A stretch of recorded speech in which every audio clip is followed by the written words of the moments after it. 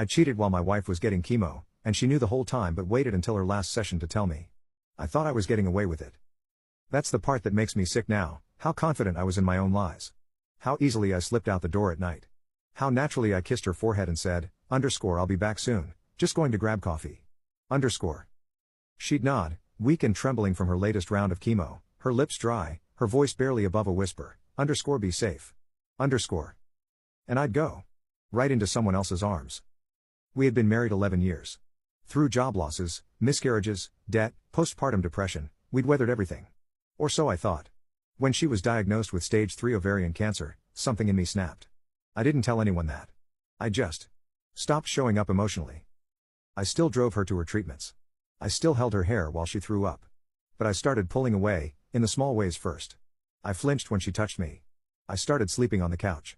I said it was for her comfort, but really, it was to create distance. Then she came along. A woman I met at a client's fundraiser, loud, carefree, sexy in the way my wife hadn't felt in years. We got drinks. Then we got a hotel room. And then it wasn't just one time. I told myself my wife didn't suspect a thing. She was too tired, too drugged, too distracted. She had other things to worry about, like surviving. But I was wrong. She noticed everything. I didn't know it at the time, but she saw the Uber receipts. The text previews on my lock screen. The cologne she hadn't bought me.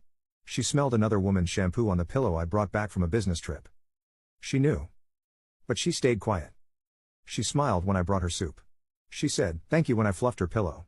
She kissed my cheek and asked me to read to the kids. She didn't let on, not even when I was sloppy, not even when I was lazy with my lies.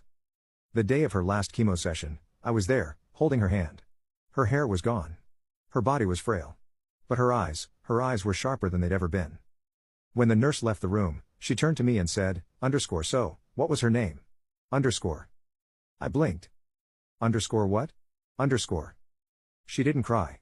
Didn't yell. Just looked at me, calm, broken, and terrifyingly still. The woman you've been sleeping with. What was her name? I want to know what name I was competing with while I was busy fighting for my life. My throat dried up. I couldn't speak.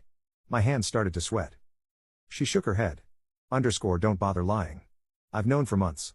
I sat there, stunned. And then, she said something I'll never forget.